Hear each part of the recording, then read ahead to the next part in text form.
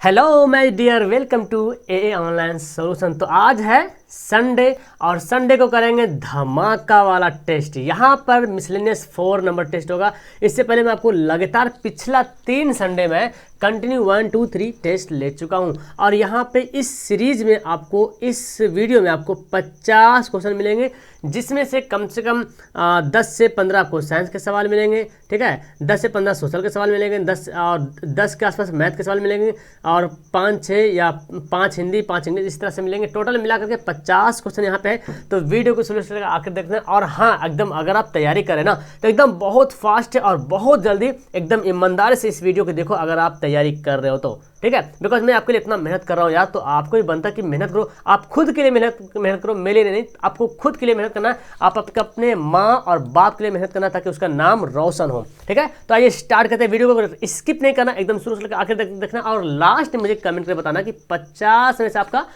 कितना आया, कौन किसका झंडा सबसे ऊंचा रहेगा। आज देख लेते हैं संडे का टेस्ट में। चलो तो स्टार्ट करते हैं। ओके, चलिए सबसे पहला सवाल बड़ा इजी सवाल है।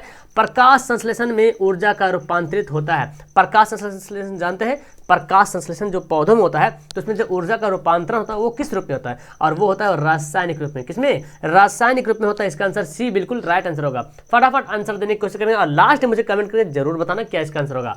धातुओं के किस गुण के कारण उनके पत्थर बनाने में आसानी होती है? पत्थर कहते हैं चादरा को, चदरा बोलते हैं। प्लास्टिक या तो जो होता है ना, ये टीना उना होता है, जैसे बॉक्स वगैरह बनता है, तो धातु का जो पत्थर बनाने में आसानी होता है, तो पत्थर बनाने में जो आसानी होता है उस क्रिया को क्या कहते हैं? उस क्रिया को क्या कहते हैं? उसको बोलते हैं आघात वर्धन्यता। यहाँ पे मिस्टेक, आघात वर्धन्यता बोलते हैं। क्या बोलते हैं? आघात वर्धन्य, मतलब पीट कर पतला कर दिया जाता है, उसको बोलते हैं आघात वर्धन्यता। आंसर क्या होगा इसका? डी बिल्कुल सही आंसर होगा। अगला सवाल है, विद्युत बल्ब में आमतौर पर रासायनिक रूप से निष्क्रिय गैस भरी जाती है। यानी कि आमतौर पर रासायनिक रूप से निष्क्रिय गैस कौन सी भरी जाती है? इसमें से ऑप्शन आपके सामने है और आपको बताना कि इसका कौन सा सही आंसर होगा।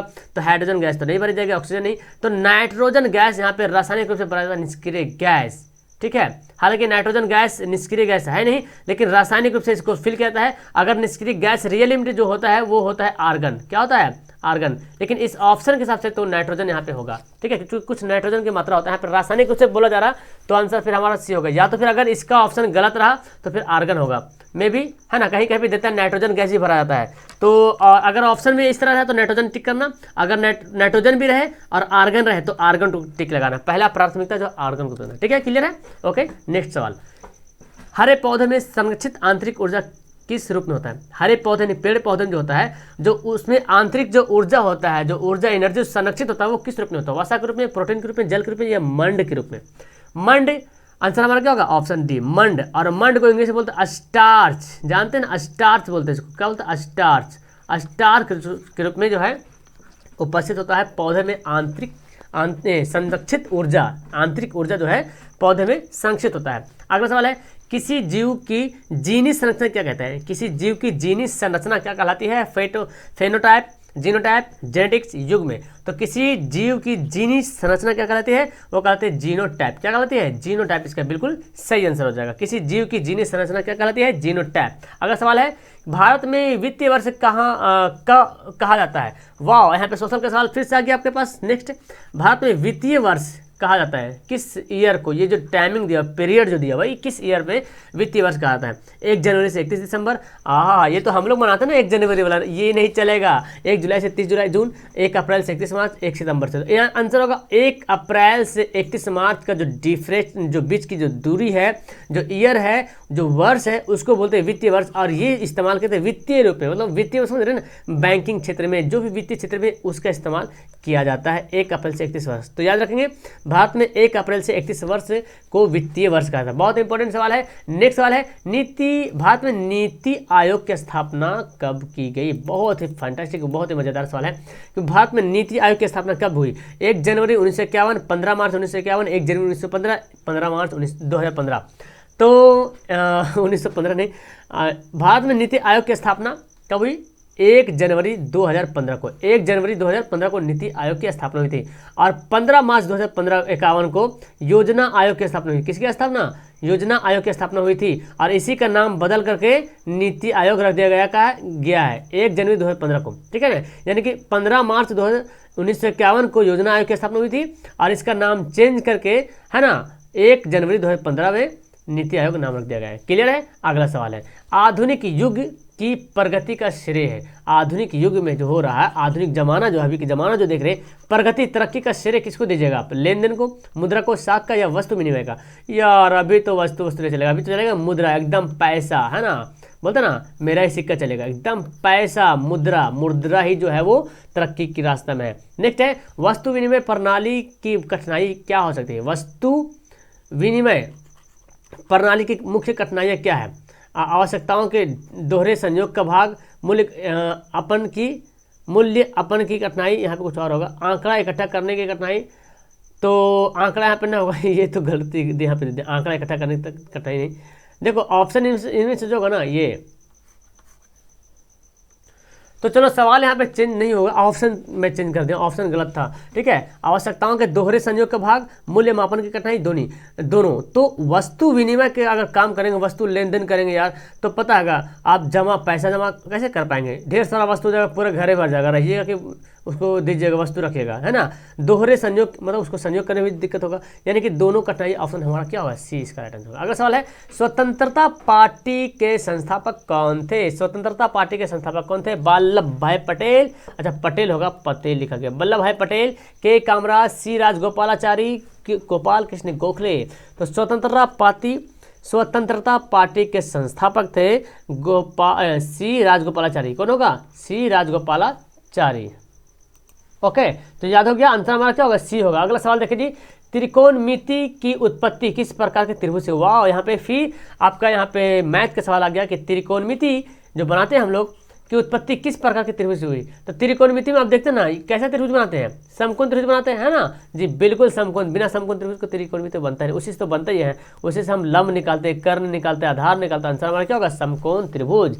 नेक्स्ट क्वेश्चन है, sin a का मान होता है सदा 1 से कम या बराबर होता है, सदा 1 से बड़ा होता है, 0 से कम आसपास। तो आप sin का वैल्यू याद किए होंगे, sin 0 डिग्री बराबर 0, है ना। sin 30 का वैल्यू कितना होता है? 1/2। ऐसे बढ़ते sin 90 का मान कितना हो जाएगा? 1 हो जाता है। मतलब कि 0 से जो है ना कंटिन्यू क्या हो रहा? बढ़ रहा। तो ये आपके यहाँ पे बता रहा कि sin a का मान ऑप्शन के से सदा 1 से कम या बराबर होता है। तो देख रहे एक रहेगा या तो 1 से कम रहेगा, ठीक है, लेकिन 1 से बड़ा नहीं होता है, 0 से कम भी नहीं होता है, 0 ही होता है, ठीक है, 0 के आसपास होता है। ये क्या हो रहा? ऑप्शन हमारा ए होगा फिर, ठीक है, सदैव 1 से कम या बराबर होता है। अगला है, किसका मान इनमें से है 2/√3 किसका वैल्यू है? ओहो, यहाँ पे 5 option, cos 90 degree, cos 0 degree, sec 30 degree, cos 60 degree और सी और डी। तो देखो ऑप्शन हमारा तो ई आंसर हो जाएगा। यहाँ पे 5 ऑप्शन इसलिए दिए हैं क्योंकि यहाँ पे ऑप्शन ये दोनों फिर होगा। sin 30 का वैल्यू पता है आपको?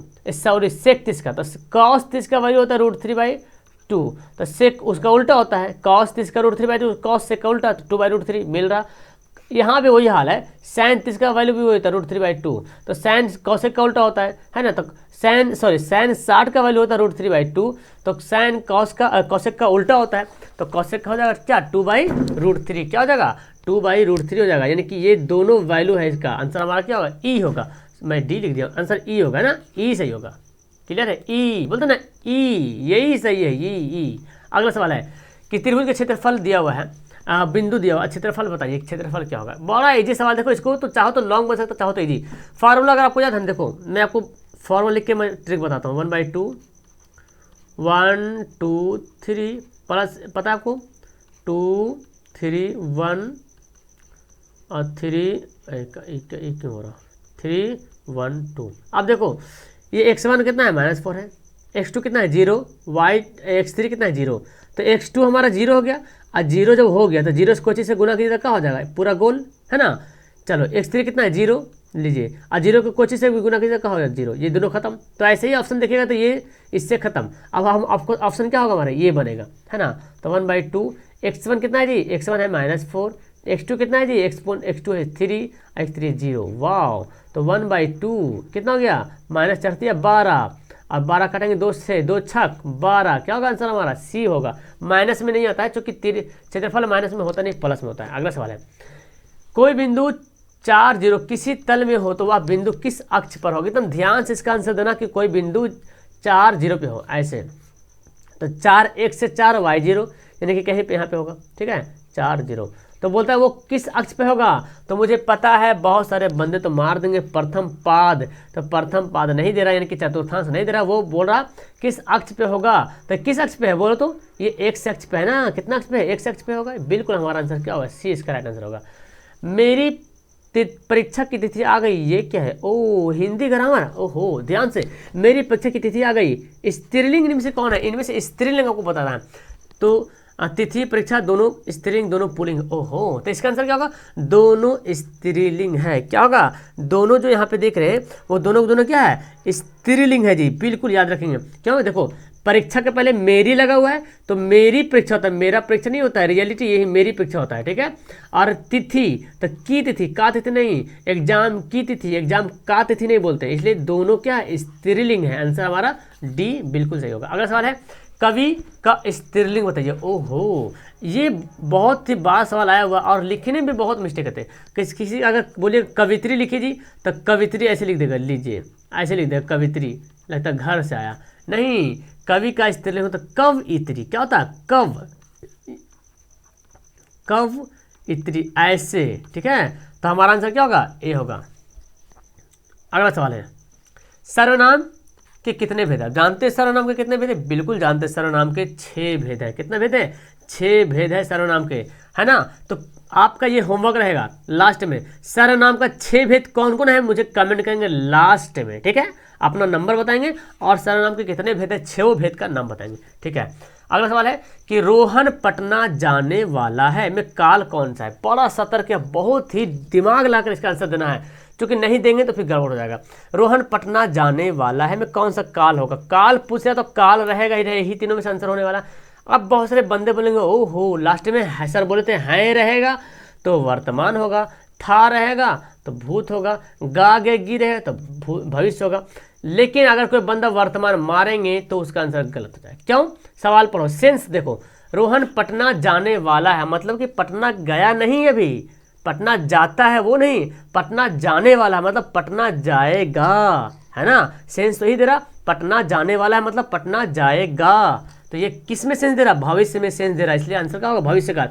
मैं आपको पढ़ाऊंगा, मैं आपको पढ़ाने वाला हूँ, ठीक है, कयामत आने वाली है, वैसे बोल सकते हैं ना यहाँ पे, या कुछ और बोल सकते, आपकी परीक्षा होने वाली है मतलब आपकी परीक्षा होगी, परीक्षा होने वाली मतलब अभी हुई नहीं या हो रही, ये नहीं बोल रहा, परीक्षा होने वाली मतलब अभी हुआ नहीं, वो काम अभी बाकी है, तो फ्यूचर में गिनेंगे जी, भविष्य में गिनेंगे। अगला सवाल है, कौन सा तत्सम शब्द है, तद्भव और तत्सम पढ़े होंगे, है ना, तद्भव तत्सम तद्भव, पहले तत्सम तब तद्भव। तो तत्सम बोलते हैं संस्कृत वाला जो वर्ड होता है ना, संस्कृत वाला जो शब्द होता है उसको तत्सम में गिनते हैं, और यहाँ पे आश्रु होगा इसका बिल्कुल सेंस है, आश्रु मतलब वही आंसू होता है, आश्रु का जो आंसू है ये है आपका तद्भव, क्या है, तद्भव, ये है आपका तद्भव आंसू, और आश्रु वही आंसू को ही बोलते हैं आश्रु, ठीक है। अगला सवाल है, लो इंग्लिश ग्रामर आ गया, he is looking his book, क्या फिल करेंगे, तो he is looking to his book, for his book, with his book, of his book, तो he is looking to his book, क्या होगा, he is looking to his book, है ना जी, बिल्कुल answer हमारा ये होगा। अगला है, मैंने ताजमहल देखा था, ओहो चलो आपको पता है ताजमहल देखा था जी, तो इसका सही ट्रांसलेशन क्या होगा, I had seen the Taj Mahal, I have seen the Taj Mahal, I saw the Taj Mahal, I had seen the Taj Mahal, तो इसका सही आंसर क्या होगा, बहुत सारे बंदे सी में लगाएंगे लेकिन आंसर हमारा होगा A, I had seen the Taj Mahal. हालांकि अगर बोले मैंने ताजमहल देखा था, तो था को अगर हटा देंगे तो मैंने ताजमहल देखा, तो आई सा द ताजमहल हो जाएगा, ठीक है। कैसे टेंस पहचानो, बोलने में तो कुछ भी बोल सकते हैं, मैंने ताजमहल देखा या मैंने ताजमहल देखा था, बात वही बराबर है, मैंने ताजमहल देखा, बिल्कुल मैंने ताजमहल देखा था, दोनों वही सेंस दे रहा। लेकिन अगर था लिखा रहे देखा था तो पास्ट इंडेफिनिट इसलिए हैड सीन लगेंगे, V3 यूज करेंगे। अगर मैंने ताजमहल देखा तो ऐसा V2 यूज करेंगे, क्लियर है। आंसर हमारा क्या होगा इसका, ए होगा इसका सही आंसर। अगला सवाल देखो, लो यहाँ पे आ गया एक्टिव से पैसिव आपको चेंज करना चाहिए, बिल्कुल जानते हैं एक्टिव से पैसिव चेंज करने के लिए। I am writing a letter, तो ये ऑब्जेक्ट को बनाते हैं सब्जेक्ट, तो a letter a letter a letter, वाह समझ मिल रहा। और देखो एक्टिव से पैसिव बनाने में टेंस चेंज नहीं करते, जो टेंस है वही टेंस रहेगा। तो एम है तो एम, यहाँ पे आई था तो एम हो गया, अब ए लेटर तो इज होगा।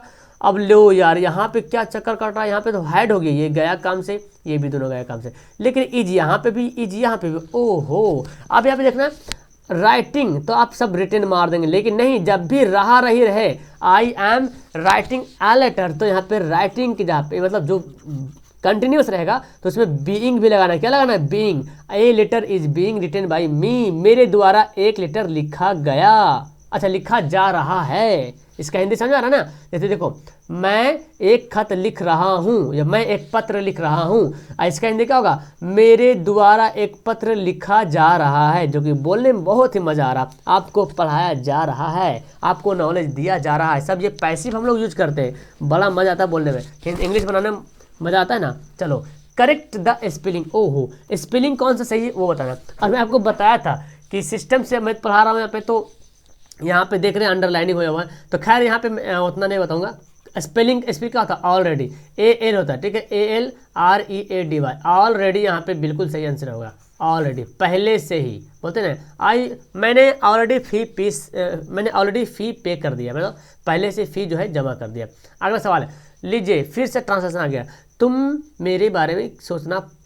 मेरे बारे में सोचना पड़ेगा, ज़बरदस्ती कर रहा यार, ये ज़बरदस्ती सोच लेंगे तेरे बारे में। चलो फिर भी यहाँ पे सेंटेंस आप ऐसे यूज करते हैं ना, बोलते हैं तुमको मेरे बारे में सोचना पड़ेगा, तुमको आना पड़ेगा, तुमको जाना पड़ेगा, ऐसे बोलते हैं नहीं, मुझे पढ़ना पड़ेगा, मुझे मैट्रिक एग्जाम में फर्स्ट लाना पड़ेगा, मुझे मैट्रिक इम्तहान में 450 नंबर प्लस लाना पड़ेगा। तो आप ऐसे सेंटेंस को कैसे बनाओगे अभी मैं बताऊँ, तुरंत सीख जाओगे। तो सबसे पहले सब्जेक्ट को यूज करेंगे यू, जी बिल्कुल सब्जेक्ट यहाँ पे यू के साथ क्या लगाएंगे? जो होगा विल शैल जिसके साथ लगता है, तो देखो आई और वी के साथ ही शैल का इस्तेमाल करेंगे, याद रखिएगा। अदरवाइज विल का इस्तेमाल सभी के साथ करते हैं, आई वी यू ही सी सभी के साथ। तो यू के साथ हैव लग गया, लो पहले तो गा के गया तो फ्यूचर लगेगा, यू शैल गया काम से, यू विल अरे मिल रहा। चलो उसके बाद ना सब्जेक्ट के बाद हैव टू यूज करेंगे, क्या यूज करेंगे? अच्छा गा के गी है ना, गा के गी है तो पहले सब्जेक्ट यूज करेंगे और उसके बाद विल या शैल के, इसको नोट कर लेना, विल या शैल का यूज करेंगे। उसके बाद हैव टू क्या यूज करेंगे? Have to. उसके बाद ऑब्जेक्ट, उसके बाद भर्व, सॉरी उसके बाद भर्व V1 और उसके बाद ऑब्जेक्ट। तो you will have to think about me, है ना, you will have think about me, you will have to watch this video till end, you will have to stand first in the matric examination, you will have to get 450 plus marks in matric examination। समझ रहे हैं? इस type के सवाल आप खुद से बनाने की कोशिश कीजिए। अगला सवाल लीजिए, फिर से साइंस शुरू हो गया। एसिटिक अम्ल का IUPAC नाम बताइए, फटाफट हम आंसर बताएंगे। एसिटिक अम्ल का IUPAC नाम क्या होगा? इसका आंसर क्या होगा? मेथेनोइक अम्ल। क्या होगा? मेथेनोइक अम्ल, ठीक है, मेथेनोइक इसका आंसर सही होगा। ओ सॉरी, मेथेनोइक नहीं होगा, एथेनोइक होगा। एथेनोइक अम्ल क्या होगा? चूंकि एथेन से बना एथेनोइक अम्ल है ना, ये बनेगा एथेनोइक, कार्बोक्सिल समूह का है जिसको COOH बोलते हैं, एक बॉन्ड COOH, तो एथेनोइक अम्ल होगा, मेथेनोइक नहीं होगा, ठीक है। आंसर हमारा ये। किन उत्प्रेरकों के उपयोग कर वनस्पति तेलों का हाइड्रोजनीकरण किया जाता है? हाइड्रोजनीकरण क्या आता है? कौन सा उत्प्रेरक इनमें से है? कौन सा उत्प्रेरक है जिसका उपयोग करके वनस्पति तेलों का क्या करते हैं? हाइड्रोजनीकरण करते हैं, और वो यहाँ पे है निकेल। कौन है? निकेल। आंसर हमारा क्या होगा? ए इसका बिल्कुल सही आंसर हो जाएगा। अगला सवाल है, ओम का नियम निहित है, मतलब कि इनमें से कौन है जो ओम का नियम फॉलो करता है? तो जैसे ही ओम का नियम आ जाए तो आपके दिमाग में फॉर्मूला आना चाहिए, V = IR, है ना। अब इसे से जितना मर्जी उतना बना लो। तो पहले देखो ये फॉर्मूला है, इसमें V = ये नहीं मिल रहा यार, आहा, तो क्या करेंगे? अब देखो I निकाल के देखो, तो I निकालेंगे क्या होगा? V/R होगा ना, ये R गुना जग भाग बनेगा, I बराबर है I = V/R। वाह जी वाह, आंसर हमारा मिल गया जी, I = V/R यहाँ पे देखने को तो मिल रहा जी। और ये R बराबर अगर निकालेंगे तो क्या होगा? V/I दिख रहा ना, ये तो उल्टा कर दिया, तो ये भी तो होगा नहीं, I = V = IR होता है, देखो VR लिखा, तो आंसर क्या होगा हमारा? 28 का आंसर B होगा जी, बिल्कुल इसी तरह से ऑपरेशन करके पढ़ना आपको। टॉर्च, टॉर्च लिखा गया, टॉर्च टॉर्च है ना, अब तो टॉर्च से कोई यूज भी नहीं करते, मोबाइल से ही लाइट जलाते हैं ना। टॉर्च, सर्च लाइट में किस दर्पण का उपयोग, अब तो डिजिटल टॉर्च आ गया भैया, है ना। पहले टॉर्च हुआ करता था, उसमें शीशा रहता था, है ना, अभी भी है, लेकिन अब तो है एलईडी वगैरह टाइप का रहता है। टॉर्च, सर्च लाइट में, टॉर्च या तो फिर सर्च लाइट में किस दर्पण का उपयोग करते हैं, उस दर्पण में उपयोग करते हैं, उसमें जो है तो वो अवतल दर्पण, क्या होता है, टॉर्च या सर्च लाइट में अवतल दर्पण का इस्तेमाल किया जाता है। आंसर एक चाहिए। ये कितना नंबर सवाल था, ये था आपका 29 नंबर सवाल, ठीक है, 29 नहीं लिखा है। ये देखो 30वां सवाल देखो, निम्न से किस दर्पण की फोकस दूरी धनात्मक होती है, बहुत। अगला सवाल 12 वोल्ट, ओहो ये फिजिक्स सवाल आ गया जी। 12 वोल्ट विभवांतर के दो बिंदुओं के बीच 3 कूलाम आवेश को ले जाने में कितना कार्य करना पड़ेगा, ओहो। तो इस सवाल को कैसे बनाएंगे, तो सबसे पहले तो आपको वोल्ट विभवांतर दिया हुआ है 12 वोल्ट, ये कितना दिया, कूलाम दिया हुआ है जी, आवेश दिया हुआ है 3 कूलाम जी, बिल्कुल। क्या निकालना है, बोला डब्लू। अब देखो इससे रिलेटेड कोई फार्मूला आता है जी, बिल्कुल, मैं आपको बताया था V बराबर W/Q, मैं बताया था ये फार्मूला होता है V बराबर W/Q। और आपसे क्या पूछ रहा है, कार्य, तो इसके नीचे 1 छुपा हुआ है ना, तो क्रॉस गुना करेंगे तो W को 1 से गुना करेंगे W, और VQ यहाँ पे हो जाएगा, और V कितना हमारा है 12, Q कितना है 3, लीजिए 12 तिया 36, पहाड़ा नहीं याद है, 12 तिया 36, आंसर सी। नेक्स्ट सवाल है, किसी बल्ब के तंतु में 0.5 एम्पियर विद्युत धारा 15 मिनट तक प्रवाहित होती है, तो आवेश का मान निकालिए। देखिए पहले क्या दिया हुआ, ये आई दिया हुआ, मतलब आई बोले तो विद्युत धारा दिया हुआ 0.5 एम्पियर। उसके बाद ये जो मिनट दिया टाइम, क्या दिया, टाइम दिया है 15 मिनट। अब बहुत सारे बच्चा तो एकदम मारेंगे खटाखट, इसका आंसर मारेंगे डी डी डी डी, कहे 15 75 गुना कर देते हैं, क्यू बराबर, तो क्या निकालना हमको निकालना आवेश, है ना, ये निकालना है। तो फॉर्मूला होता है I बराबर Q/T, तो फटाफट बंदा क्या करेंगे, हमको निकालना आवेश, तो इसके फिर नीचे एक छुपा हुआ है, तो Q बराबर क्या करेंगे IT, और सब लोग IT गुना कर दीजिए, लीजिए ना गुना कर दीजिए, गुना कर देगा ये दोनों को, है ना, IT 15 50 75, गलत हो जाएगा ये आंसर। क्यों, क्योंकि आपको पता होना चाहिए कि समय का मात्रक भी होता है, समय का मात्रक होता है क्या, सेकेंड, क्या होता है सेकेंड, तब मीटर मिनट को बदलेंगे सेकेंड में, 60 से गुना करेंगे, क्या हो जाएगा 15 छक 90, यानी कि 900 सेकेंड हो जाएगा। अब गुना कर दो भैया यहाँ पे 0.5 गुना 900, पॉइंट काटा एक नीचे 0 0 गया, कम से 15 9 5 45 जी, बिल्कुल, जिसने बी दिया हुआ है मुबारक हो, आपका सही आंसर हो गया। अगला देखो सवाल, कोबाल्ट का परमाणु संख्या कितना, ओहो कोबाल्ट का परमाणु संख्या, बहुत अच्छा सवाल यहाँ पे आपसे पूछा गया कि कोबाल्ट का परमाणु संख्या कितना होता है जी। आप देखो परमाणु संख्या तो बहुत याद किए, है ना, याद किए कि नहीं याद किए, तो जो मेन है कम से कम 20 तक तो परमाणु संख्या आपके दिमाग में एकदम फिट होना चाहिए, और उसके बाद जो इम्पोर्टेंट जैसे लोहा का, मैग्नीज का, क्रोमियम का, सोना का, है ना, इन सब का परमाणु संख्या तो आपके दिमाग में एकदम सेट होना चाहिए, कहीं से कहीं निकलना नहीं चाहिए, ठीक है ना। तो फिलहाल यहाँ देखते हैं कोबाल्ट का परमाणु संख्या, तो कोबाल्ट का जो परमाणु संख्या होता है वो होता है ये होता है 27, है ना, कोबाल्ट का परमाणु संख्या 27 होता है। देखो ये जो 24 है ना, ये 24 परमाणु संख्या किसका है, क्रोमियम का, किसका है, क्रोमियम का, Cr लिखते हैं क्रोमियम को। अब 25 जो है वो है मैग्नीज का है, क्या लिखते हैं, मैग्नीज का। और 26 तो जानते हैं एकदम शुरुआत से खानदानी जानते हैं, 26 होता है क्या, फेरम का, यानी कि लोहा का होता है। और 27 किसका होता है, ये कोबाल्ट का होता है जी। इन सभी को, ये भी सारा इंपॉर्टेंट है, इन सभी को याद कीजिएगा आप लोग, ठीक है, याद करना बहुत जरूरी है, नहीं तो फिर मामला गड़बड़ हो जाएगा। सिर्फ लकीर का फकीर नहीं बनना है, याद करना है। नेक्स्ट सवाल देखो जी, मानव के लिंग गुणसूत्र होते हैं, ओहो मानव का मतलब स्त्री पुरुष दोनों, मानव के मतलब बोलते हैं मानव जाति ये थे, मतलब खाली मर्द नहीं था पुरुष भी था, तो स्त्री मानव जाति, मानव लिंग के गुणसूत्र होते हैं स्त्रीलिंग दोनों स्त्रीलिंग, मतलब स्त्रीलिंग और पुल्लिंग दोनों, यानी कि मर्द औरत दोनों, है ना। तो यहाँ पे ये पुरुष वाला है, ये स्त्री वाला, इसलिए आंसर क्या होगा हमारा सी होगा आंसर। हाँ ये सवाल है, फ्लेमिंग के बाएं बहामतम या बाएं बोलिए बाएं हाथ नियम के बहातम नियम में बाएं हाथ की तर्जनी उंगली क्या बताती है, ओहो। तो देखो ये है आपका अंगूठा, ये है आपका तर्जनी उंगली, और ये है बड़गा वाला, और ये इसको मैं बताता हूँ ऐसे, देखो भाई ये क्या बन गया, हथौड़ा बन गया। अच्छा देखो, तो फिलहाल तो इसका आंसर मैं बता दूँ, इसका आंसर हमारा होगा बी।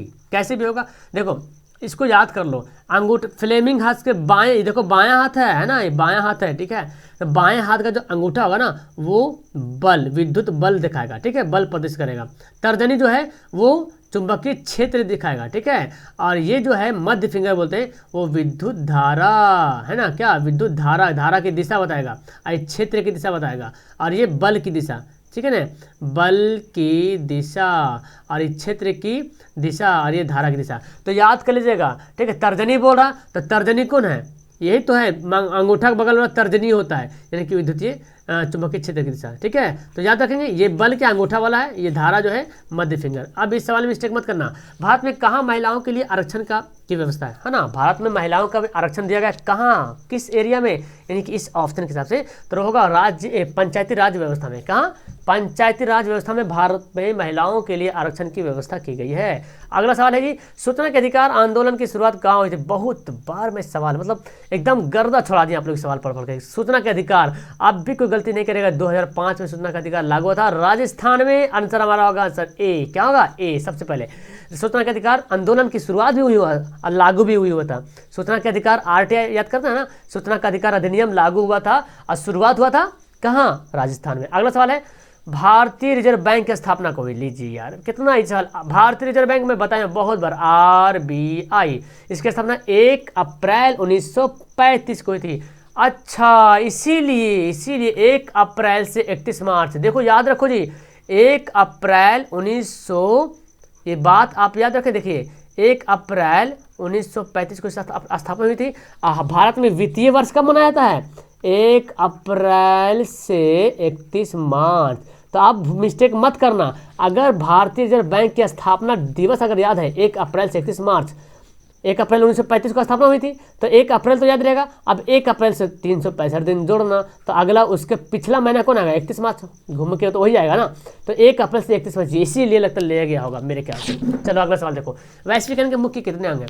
वैश्वीकरण के मुख्य कितने, ग्लोबलाइजेशन बोलते हैं शायद, वैश्वीकरण के मुख्य 5 अंग है। कितना अंग है, 5। बहुत सारे बंदा 4 तो ऑप्शन भी नहीं दिया, एनसीईआरटी सवाल ये दिया हुआ है। अगला सवाल देखो, कौन मानव जनित आपदा नहीं, लीजिए मतलब मानव के द्वारा नहीं होता है जो आफत, आपदा मतलब आफत, कैसी आफत आ गई है ये, है ना। तो आपदा नहीं है। सांप्रदायिक दंगा कौन करता है, इंसानी तो करता है। आतंकवाद कौन बनता है, इंसानी तो बनता है। रेल दुर्घटना सब के सब, कोई जादू टोना नहीं यहाँ पे। आंसर हमारा डी है ना, यहाँ तो मानव जनित आपदा नहीं है, सब के सब मानव जनित ही आपदा यहाँ पे है। अगला सवाल, उपभोक्ता अधिकार दिवस कब मनाया जाता है, ठीक है। उपभोक्ता अधिकार दिवस, तो यहाँ पे एक्चुअली जो दिया हुआ है ना, ये विश्व में उपभोक्ता अधिकार दिवस, पूरा वर्ल्ड में 15 मार्च को उपभोक्ता अधिकार दिवस मनाया जाता है। लेकिन भारत में भी मनाया जाता है जी, भारत में 24 दिसंबर को, याद कर लीजिए 24 दिसंबर को भारत में उपभोक्ता अधिकार दिवस मनाया जाता है। 24 दिसंबर में अगर भारत लिखा रहे तब, और सिर्फ उपभोक्ता दिवस रहे तो समझ लेना कि वर्ल्ड के बारे में बात किया जा रहा है। अंकोर वाट का मंदिर कहाँ है, बच्चा गली गली में जाकर झंडा लहराएगा, बोलेगा अंकोर वाट का मंदिर कहाँ है, कंबोडिया में। कौन नहीं जानता, एकदम LKG वाला बच्चा, जिसको सिखा दो वो सीख जाएगा। कहने का मतलब ये है कि आप शुरू से पढ़ता रहे, एकदम ये सब तो खेला है चुटकियों में।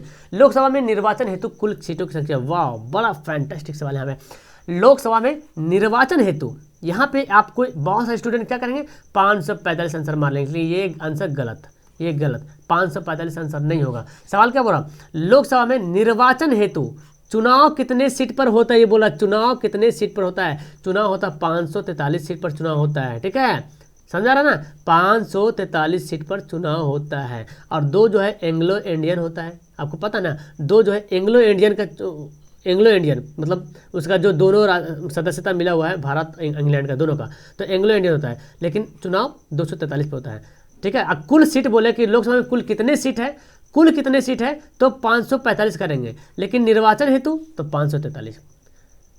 यूरेनियम का प्रमुख उत्पादक स्थल, वाह ये है यूरेनियम का प्रमुख उत्पादक स्थल। यहाँ पे कौन है, तो डिगबोई तो जानते हैं, डिगबोई या दिगबोई बोलता है। यहाँ पे पेट्रोलियम का सबसे बड़ा डिगबोई है। फिलहाल हमारा जादूगोला जो कि झारखंड में पड़ता है ना, झारखंड में पड़ता है जादूगोला, और वही जो यूरेनियम के प्रमुख उत्पादक स्थल है।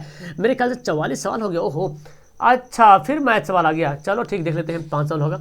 ये दिया हुआ है, इसके कितने हल होंगे, मतलब यहाँ बताना है विरोधी अविरोधी, तो कितने हल होंगे इसी से हम लोग पता करते हैं। ये A1 A2 यानी कि 1/2 है ना, ये B1 B2 3/-5, यही तो बराबर नहीं हुआ। जब बराबर नहीं हुआ तो इसका होगा कि ऐसे बनेगा। ये क्या बन रहा है, ऐसे बनेगा, मतलब एक हल होगा, सिर्फ एक प्रतिच्छेदी समान ग्राफ का बनेगा, प्रतिच्छेदी ग्राफ बनेगा, केवल एक हल होगा। और ये इसको विरोधी नहीं बोलते, इसको बोलते हैं अविरोधी। क्या बोलते हैं इसको, अविरोधी। लेकिन अगर ग्राफ हमारा कोई हल नहीं होता, कोई हल नहीं होता तो विरोधी बोलते उसको, ठीक है। और अगर अनेक हल होता तो आश्रित बोलते।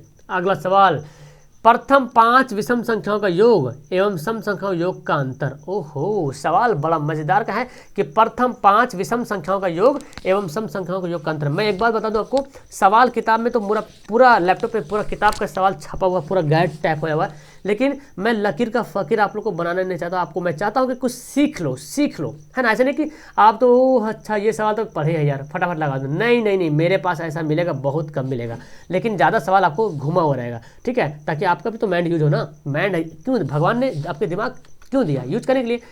5 विषम संख्या का योग एवं सम संख्या का योग का अंतर, मतलब इन दोनों को पहले योग निकालिए, इसका भी योग निकालिए, सम संख्याओं का योग। तो पहले निकालते हैं 5 विषम संख्याओं का योग। क्या फॉर्मूला होता है, एन स्क्वायर। 5 नहीं बोल रहा, प्रथम 5, तो एन स्क्वायर मतलब 5 का स्क्वायर बोले तो 25। जानते हैं आप जोड़ भी सकते हो, 1 3 5 7 9, जोड़िए देखिए आएगा, 9 1 10, 7 1 10, 25 आया कि नहीं जी। अब सम संख्या निकाल रहे हैं, तो सम संख्या निकालने formula n into n plus 1 ऐसे होता है। तो क्या होगा, 5 गुना 5 1 6, तो 6 5 30। नहीं विश्वास होता तो जोड़, 2 4 6 8 10, जोड़ो, 8 2 10, 6 2 6 4 10, 10 20, 10 30 हो गया। अब क्या बोलता है, इन दोनों का अंतर कितना है यार, अंतर बोला जा रहा ना, तो अंतर कर दो, 30 माइनस 25 कितना गया, 5 का अंतर है जी। इसमें भी कुछ सोचने वाली बात थी जी। आंसर हमारा क्या होगा, सी होगा।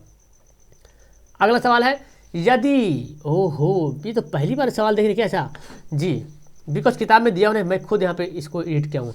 ये दिया हुआ है बहुपद, तो यहाँ पे बोला अल्फा इंटू बीटा, और गुना में अल्फा प्लस बीटा का वैल्यू क्या होता है। हमको अल्फा प्लस बीटा भी निकालना पड़ेगा, अल्फा इंटू बीटा भी निकालना पड़ेगा। तो अल्फा इंटू बीटा गुना, ऐसे लिखते हैं अल्फा प्लस बीटा। तो अल्फा इंटू बीटा का वैल्यू कितना होता है, -a। Alpha into beta c/a, तो c कितना है, -6/a।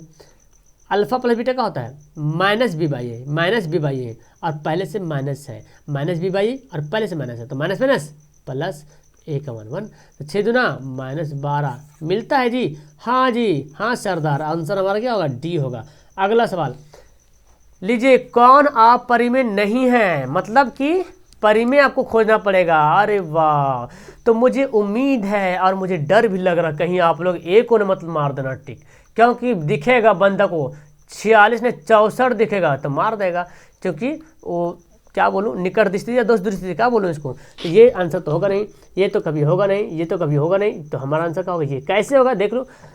√3 को √3 से गुना कीजिए, कितना आएगा, 3 आएगा, और √2 को √2 से गुना कीजिए, कितना आएगा, 2 आएगा। क्या है ये, परिमेय संख्या। आई बीच में गुना है, ये कुछ नहीं, मतलब गुना है आपस में। इनमें से प्रायिकता है, अरे बाप रे, ये सवाल दे दिया, प्रायिकता कौन है, प्रोबेबिलिटी सुनना आपको, प्रोबेबिलिटी। तो प्रोबेबिलिटी जानते हैं, प्रायिकता जब भी होता है तो 1 से 1 रहेगा, या तो 1 से छोटा रहेगा, 0 रहेगा, या तो 0 से बड़ा रहेगा, 0 से बड़ा और 1 से छोटा, यही तो प्रायिकता का वैल्यू होता है ना। 0 के बराबर हो जाए या 0 से बड़ा हो जाए, 1 से बराबर हो जाए या 1 से छोटा रहेगा, यही तो होता है प्रायिकता।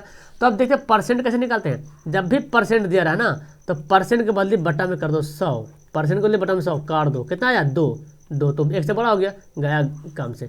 110/100 काटो, इसको भी देखो काटेंगे, भाग करेंगे, कितना आएगा, 10 को भाग करेंगे 11 से, 10 से कम 10, 1 आ गया, 1 पॉइंट कुछ आएगा, मतलब ये भी 1 से क्या हो गया, बड़ा हो गया, काम नहीं चलेगा इसका, गया काम से। 120/100, ये भी देखो 10 आ रहा, 1.2, ये भी गया काम से। तो ये जो देख रहा है 12.5, तो इसको काटेंगे तो 1, और प्रतिशत के बदले 100 लिखेंगे नीचे, तो कितना हो गया, 125/1000। अब तो जाहिर से आंसर भाग करोगे पॉइंट में आएगा, 0 पॉइंट कुछ आएगा, है ना। तो पॉइंट 0 पॉइंट कुछ आता है, वो क्या होता है, 1 से तो छोटा ही होता है ना, 1 से छोटा होता है, आंसर क्या होगा इसका, डी होगा करेक्ट आंसर। और आखिरी सवाल, और बहुत ही मस्त वाला सवाल है, देखता हूँ कौन इसमें सही बनाता है। तो सब यहाँ पे देखो क्या है, tan स्क्वायर 90 पहले तो यहाँ पे चेंज करो ईमानदारी से। tan स्क्वायर 90 क्या होता है, cot स्क्वायर थीटा, और sec स्क्वायर 90 क्या होता है, cosec स्क्वायर थीटा। जानते हैं, अब तो बहुत सारे बंदा धक्का धक आंसर क्या मारेंगे, ए, लेकिन उनसे आंसर हो जाएगा गलत। क्यों, क्योंकि फॉर्मूला होता है बच्चा cosec square theta minus cot square theta बराबर 1 होता है। और यहाँ पे उल्टा दिया हुआ है, तो उल्टा देने के लिए क्या करना पड़ेगा हमको, माइनस ले लेंगे कॉमन, और कॉसेक आ जाएगा अपना प्लस के स्थान पे और कॉट चल जाएगा माइनस के स्थान पे, क्योंकि ले लिया मैंने कॉमन, तो माइनस कॉमन से गुना करेंगे तो फिर यही स्थिति में आ जाएगा। तो ये इसका फॉर्मूला कितना होता है, इसका अब होता है 1, तो कितना हो गया -1 दिखता है जी, गब्बर सा है, बिल्कुल सर दिखता है आंसर हमारा सी। तो आप यहाँ पे देखिए 50 सवाल करीब आधा घंटा के आसपास यहाँ पे बड़े ही मजेदार से मैं आप लोग को 50 सवाल सोल्व कराया, और आप लोग को एकदम यकीन होगा, विश्वास होगा अपने आप पर, पॉजिटिव थिंकिंग बना के रखेंगे, अपने आप पे आपको विश्वास होगा। अगर 50 में अगर आपका 40 प्लस आंसर आ गया तो समझ लो आप बहुत ही बेहतर करने वाले हो, और इससे प्लस आया तो मेरे दिल से दुआ, और सभी के लिए दुआ। लेकिन 40 से कम आया तो बहुत काफ़ी मेहनत करने की जरूरत है बच्चा, टेंशन मत लो, चैनल पे बने रहो। पहली बार तो चैनल को सब्सक्राइब करो, लाइक करो, अपने दोस्तों को शेयर करो, Telegram, WhatsApp, Facebook, Instagram, Twitter, जहां मर्जी वहां शेयर करो, ताकि आपके भाई यहाँ पे जुड़े और पढ़े। ओके, वीडियो करता हूँ लास्ट, बाय, दैट्स ऑल।